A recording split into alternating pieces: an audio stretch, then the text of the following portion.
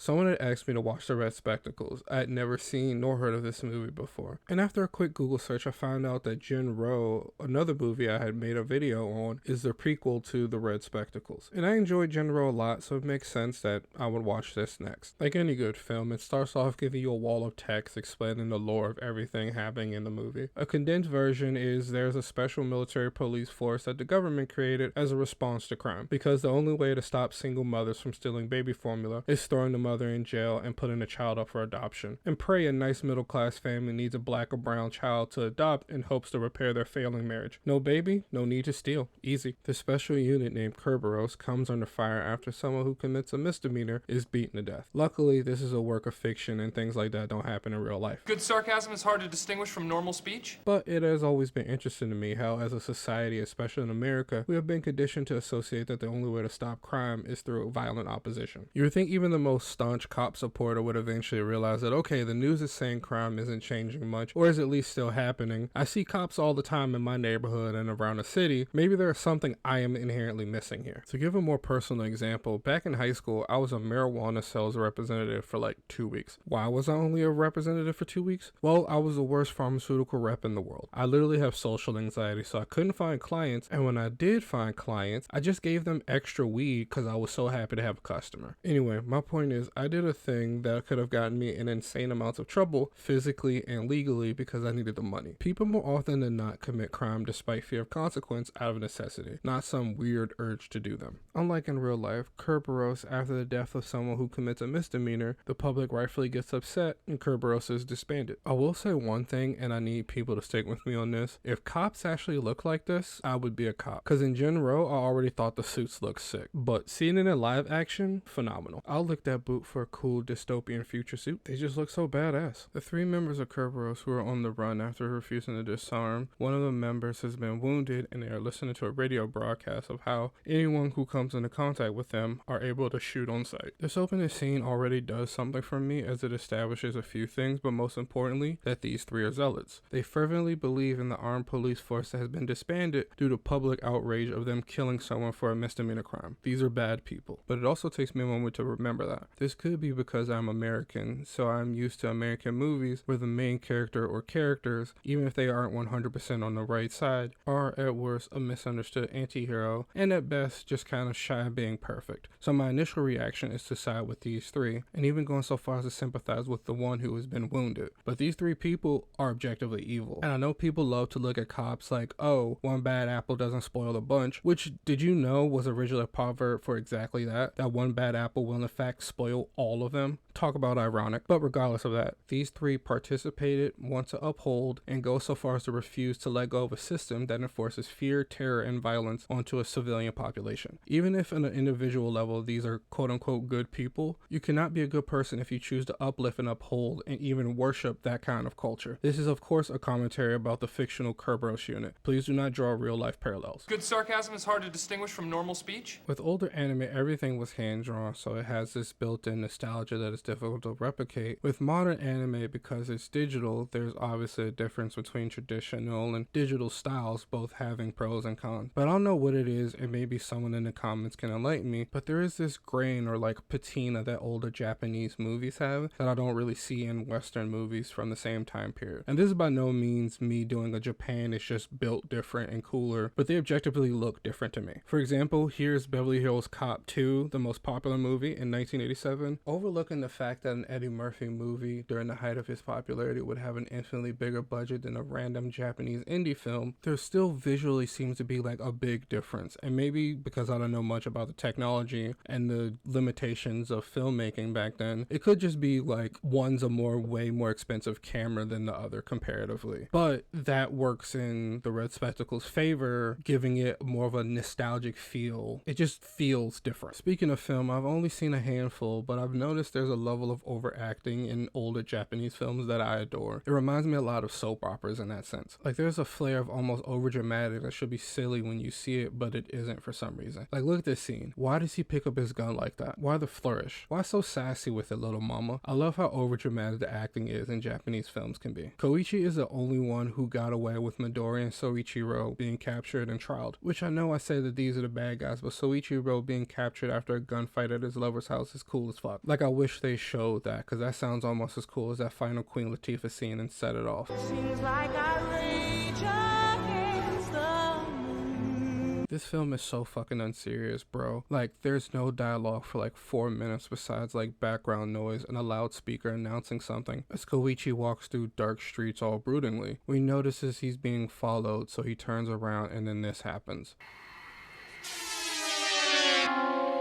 And I cackle my ass off. What the fuck do you mean that's the next scene? How are you serious right now? Why would you have him slink away like he's attached to rollerblades with a sound effect that is only slightly more serious than just having someone hit a quick kazoo solo during this scene? This very serious scene in a very serious movie about a rogue, violent military police supporting cop who was only rogue because he didn't want to stop being a violent weapon of the state. Bro, what do you mean I can't murder teenagers for shoplifting ass movie? And you have a scene like that? Never mind, I take back everything I just said about this movie being serious in any way, shape, or form. I judge the book by its cover, because there's no way in hell a movie that has 20 Japanese men in whiteface jumping out of a U-Haul with Dracos is serious. This man's smile alone made the area between my balls and butthole itch. Why are you smiling like that? Why does he have a Hank Hill ass? Why is his butt so small? Why does he have a cute little dollop of ass? Those not yams, those are dainty fingerling potatoes. When I first started the movie, I thought it would be pretty serious because Genro is a pretty serious movie from start to finish, but this movie starts off relatively serious and has veered off towards completely, absolutely goofy goober territory. It's bad enough to fight a dude when he's naked, but to get beat up by a naked man is insane. The dude who got shot immediately got off easy. He was instantly killed. Imagine being this dude who in the middle of getting his ass whooped, the dude who was just caving your chest and spreads your legs and then starts yelling.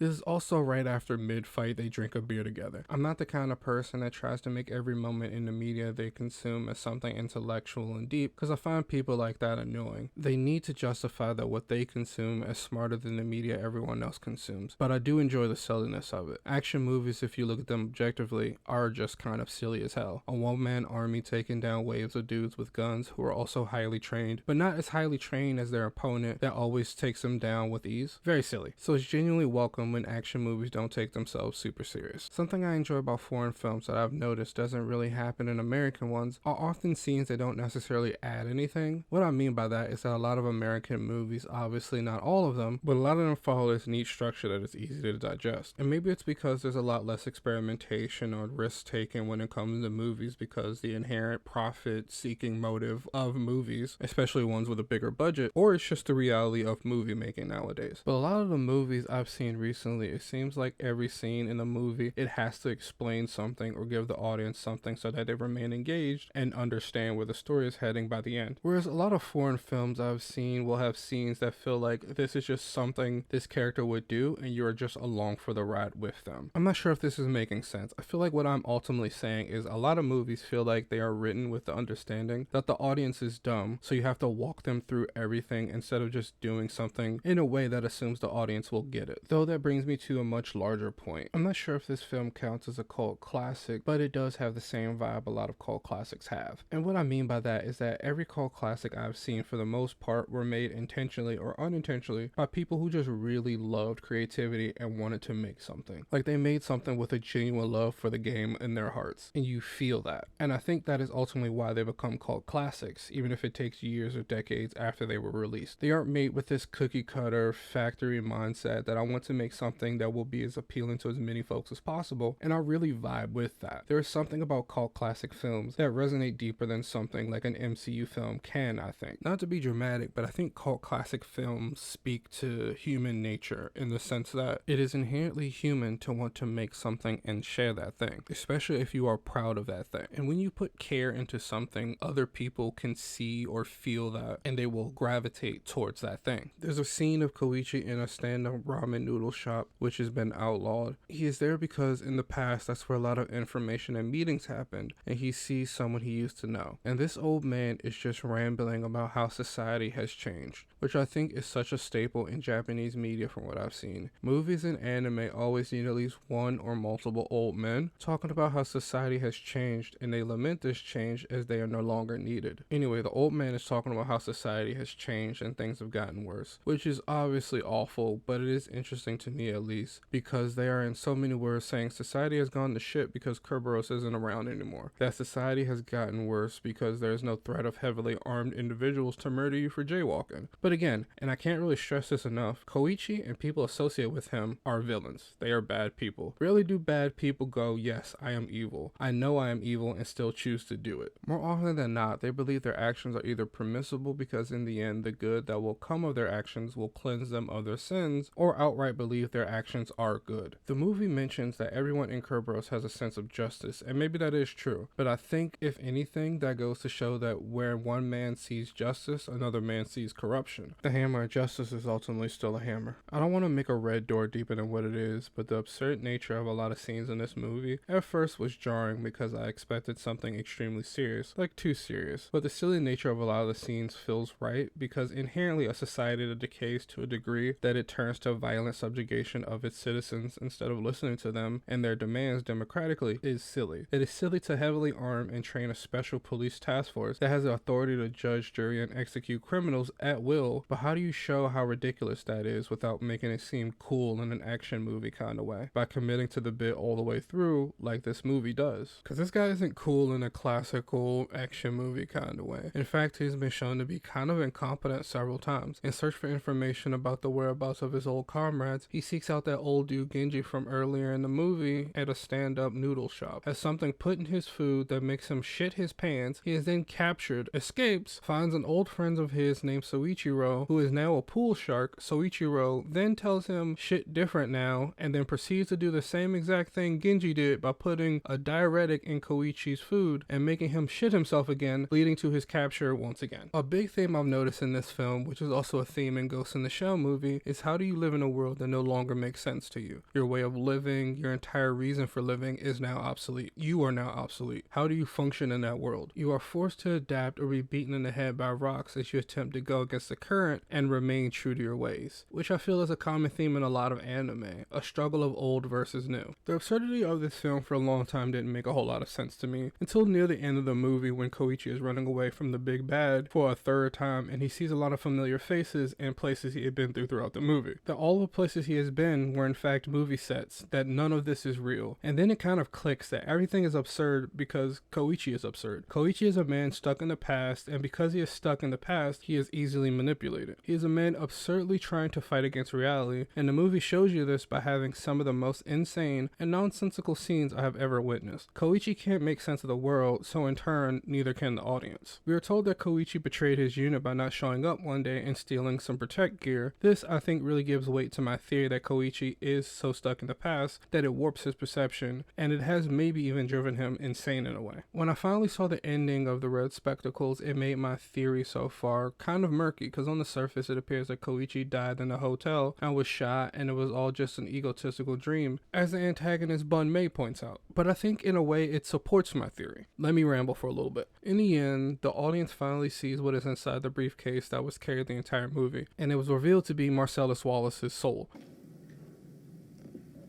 No, it was actually just red spectacles all along. I think the more I sit with the ending, the more it makes sense to me, because in the end, the woman got a call from a man who uses the phrase summer 1995, one that Koichi used throughout the film, signaling that he is still alive. A big theme in the movie is fighting against what is essentially insurmountable. Earlier in the film, when Koichi is held captive, he is told a story about grains of iron sand that are arguing on whether or not they should visit the magnet that lives on the beach. As they argue incessantly, they all the while are being pulled towards the magnet as the magnet laughs, ultimately implying that free will doesn't exist. Everything was planned, but I think this shows that Bun Mi and Koichi's former comrades are the ones who never had a choice. That ultimately, all of this was planned by Koichi. As for what's up with all the red spectacles, I believe they are reference to rose-tinted glasses. That you don't see how bad things are or were when you look at the situation until you take those glasses off. I think it also in a way represents that Koichi never really saw Kerberos looks the same way that all the other members did, through bloody red tinted glasses. He is shown throughout the entire film only ever wearing dark sunglasses, even inside his protect gear, maybe as a way to represent him never seeing Kerberos the way the other members did, and because of that, they fell for his tricks. I don't know, I didn't go to school for any of this, I'm just a dumb dude who likes watching stuff. Ultimately, I like this movie a lot. This movie is directed by the same director as the Ghost in the Shell movie, a movie that is one of the greatest movies ever, not just in anime, but top 100 movies of all time of any genre, pound for pound, Ghost in the Shell is one of the best. So it makes sense that I would like his other work as well. And while this movie came out before, you can see elements of this movie in Ghost in the Shell. Not only just because of the story elements, but the tone, the desire to tell a compelling story that pulls you in, the subtle world building. And I think that is inherently because Oshii is a genuinely creative mind that wants to tell stories. The comedic elements can at first be a bit jarring and hard to wrap your head around because this movie isn't your traditional action movie. Hell, I don't even consider it one, to be honest, nor do I consider it a comedy really. It honestly feels more like a psychological thriller because every moment of the film you find yourself going, okay, what's going to happen next? How will they wrap this up in a neat little bow? Will they even be able to? And in my opinion, I think they did phenomenally. It is a little confusing and even open for interpretation in the end, but ultimately, I am satisfied with the interpretation I left with. I think this movie is overall a 7 out of 10. It's a good film and honestly kinda underrated. This is definitely a movie more people should talk about, and I'm surprised that they don't, as this was a jumping point for Genro, which is a wonderful animated film. This is a good movie that you should definitely check out.